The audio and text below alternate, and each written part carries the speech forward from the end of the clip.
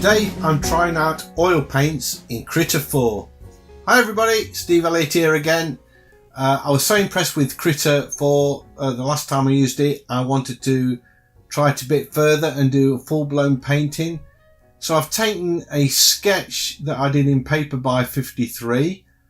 I'm just sort of adjusting the composition slightly here and moving the geese in the foreground.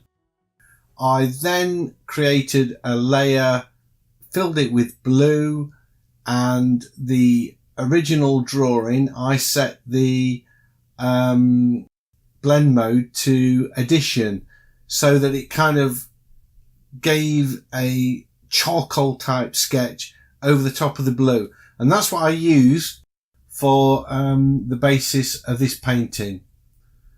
The sketch I've already made a video of that, and I'll put a link below, so if you want to see the original sketch being drawn, you can see that. I'll make sure that I link to that.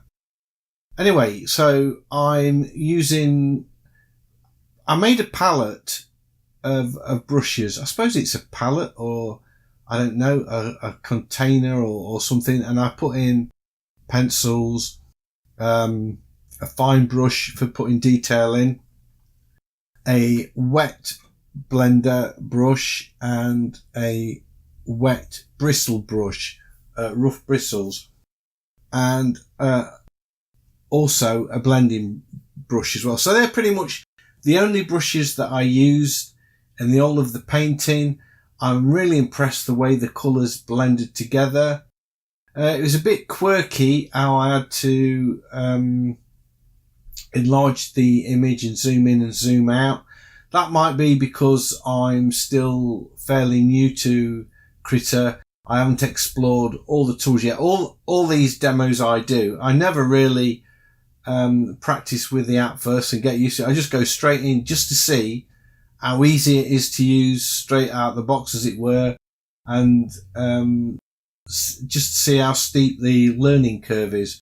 So all of the apps I've tried, pretty much you can use straight off without really too much effort. It does take obviously a bit more effort to get in there and learn some of the controls and functions. Like, I can't find a really easy way to rotate the canvas. Well, I could, I suppose, if I set it up on my Wacom tablet, but I've got that set up for adjusting the brush size rather than rotating the canvas. So I might, if I use this again, and I think I will, because I really do like it, I will look into rotating that, setting it also I can rotate the canvas and zoom in and zoom out a lot easier. The other thing I have to say is, when I was looking at the blending modes, they are the weirdest blending modes I've ever used. They don't seem to make sense, in as much that when you choose multiply, it makes it lighter, which is really weird. And they do some nice things, but they just don't seem to follow the rules of other blending modes. But that might be, again, me not using it right. I don't know. But I'm pretty sure that there's some sort of issue with that somewhere. I loved the colour picker. You can just hold the control key down and pick a colour. So that was great. I didn't set up a palette, but as I was picking colours, you can see down at the top right hand side, the colours that I use start to appear in a palette. So that was nice. So I could use that, or I could use the control key to pick a colour I'd already used. You notice I've got this sort of blue colour, and then I'm painting the browns into that. So it's a kind of a discordant colour scheme where I've reversed the tonal order, where the yellows become the darker colours like the browns and so on, and the blues become the lightest colour. So that was interesting. I wanted to get this sort of really moody industrial look, although I have to say, York, this is a painting of York, by the way, York in the UK, Yorkshire, funnily enough. it's not what you call an industrial city anymore. I don't know as if it ever was really. It was more, I know it was the capital at one time, because I did go and see a few exhibitions while I was there, and I learned that. So it is an important city, and there's a cool wall around it that used to be for defence that you can walk along. I did that as well. So I've got loads of photographs and stuff, and it really is a beautiful place. I've got lots of pictures to do paintings of. So you're going to be seeing quite a few of your... But anyway, I wanted this particular one to be really loose. I'm sort of just experimenting. I didn't want to put any detail into it really. I'm also kind of including the drawing as part of the painting, and I've got this sort of wet style brush where I'm also just slamming colour on and letting it blur together and mix on the canvas, and leaving the blue, quite a lot of the blue showing through there. And I have painted this before, as I said in the previous video, and it was such a dire painting. I'd made a video of it. I scrapped that. About 4 hours of video up the spout. This painting only took 1 hour start to finish, and you might say, oh yeah, I can see that, because there's not a lot of detail in it, and that's what I wanted. I wanted it to be not rushed, but really loose, just sort of crashing colour on there and blending it on the canvas, as I said earlier, and just getting the impression of this sort of misty water, because it was actually quite cloudy that day as well. And there were some geese, as you can see, in the foreground feeding. There was just a little bit of land that was poking out of the water that they were sort of walking on, and the reflections in the water were really dramatic. I've not put a photo up of this, by the way, because I didn't actually use the photo when I painted this, because I'd already spent 4 hours painting it previously, and then I produced a sketch. I was really familiar with the scene and I got it all in my head. I didn't want to use the photo as reference and then start to have an effect on the painting and change what I'd got in my head. So I just painted it from memory, and I'm really happy with the way this went. Really, it's probably not to everybody's taste. It is a bit sort of industrial looking, perhaps, and not the nicest colour palette. It's a bit discordant, but I like it, and I love the effect that I've got with the brush. And sometimes, you know, it's not always about painting a picture that you can sell, or that everybody's going to go, oh, that's lovely, I really like that. Sometimes it is about experimenting and pushing boundaries and trying new things. And that's what I was doing here, really. And I have to say, Krita, which is what this is really all about, I suppose, is as a tryout, really stood up to it. It did really well. I really like it. I am going to use it again.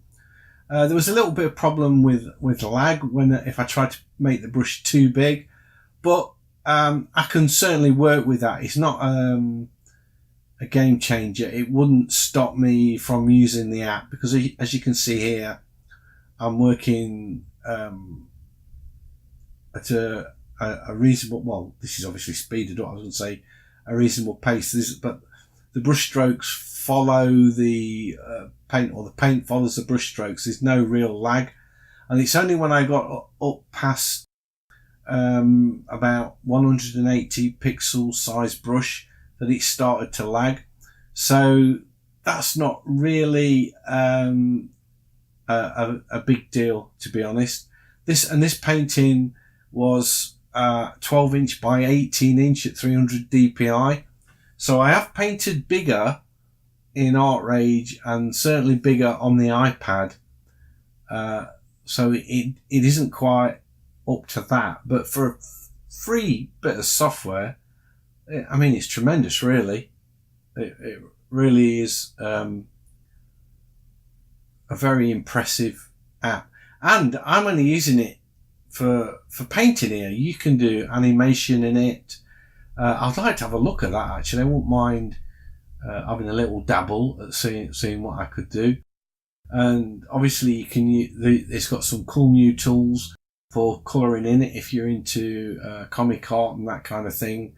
So there's loads and loads more tools than I'm using here. I'm just wanting to see what the brush engine works like with default brushes to produce a painting that looks like it's been painted in traditional media.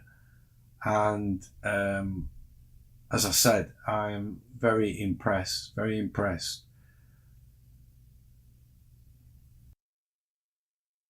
didn't create too many layers, maybe 4 or 5. And I have to say the tools down the left hand side, you have a selection tool where you can very easily draw around an object, select it, and then move it, resize it. All of that is really easy to do. The not difficult tools to use at all. I'm looking at it now, actually, and I can see that they've got vector tools in there. So I didn't try those. I don't know what they're like, but so there's a lot going off in this program, and they've really done a good job of setting it up that this is the default setting that you're looking at now, apart from I made a selection of brushes to use. So for the default setting, just to open it straight up like that and start painting and creating layers and whatnot, tremendous. I really like it. I think I start in the painting here, I start to overwork it a little bit and lose the way. I think at this point I should have probably just painted the geese and called it a day, but sometimes, you know, you get to fiddle a bit, and I wanted this to be a really loose painting, and it's kind of it still is very loose, but if I'm not careful I run the risk of making it something more detailed, which is not what I want. I want this looseness. I don't know if this is anything to do with the fact that I've been trying to paint in the style of the masters, as it were, and that's affecting how I'm painting. You're looking at the brush strokes there. They're really I'm quite proud of those because they don't look laboured. They look like I've painted them with confidence. Trust me, I haven't. I would like, I never do, but they look confident, I think. So yeah, fun painting to do.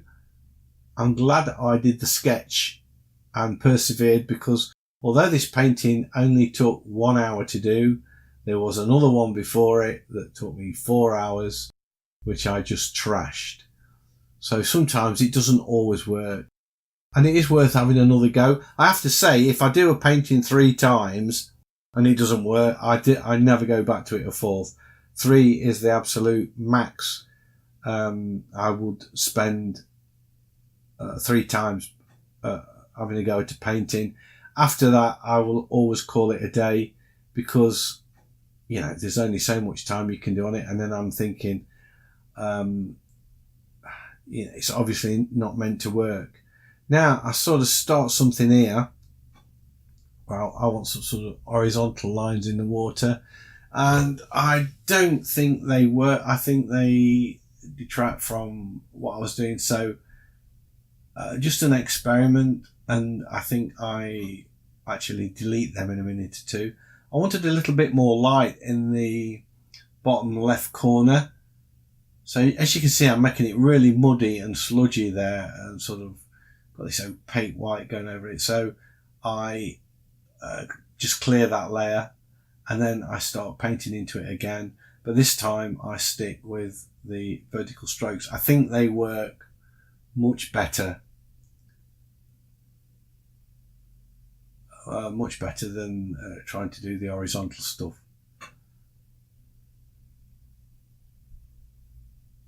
So you'll also notice there's a little sort of sign on the mid left side of the painting.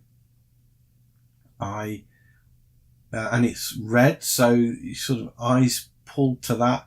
I wanted to put that in as an experiment just to see if it would work or if it would be really distracting. I felt it was a little bit big, so I just blend it down and make it a little bit smaller. And I put a bit of shadow underneath it as well.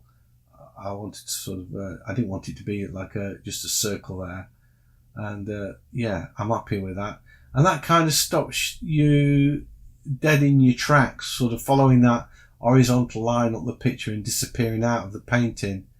So there we go. I've signed it. I then I think that that little box at the top of the picture is a bit too dominant, so I create a new layer and put a darker colour over that just to knock it back, and then I just drop the opacity a little bit, and that is it. That is my finished painting. So I hope you've enjoyed that. I really enjoyed working in Krita. If you liked it, please give me a thumbs up. Always appreciated. It helps me out a lot. And if you're new to the channel, please consider subscribing. I have lots of videos like this and I would love to be sharing them with you. So hopefully I'll see you in the next one. Bye.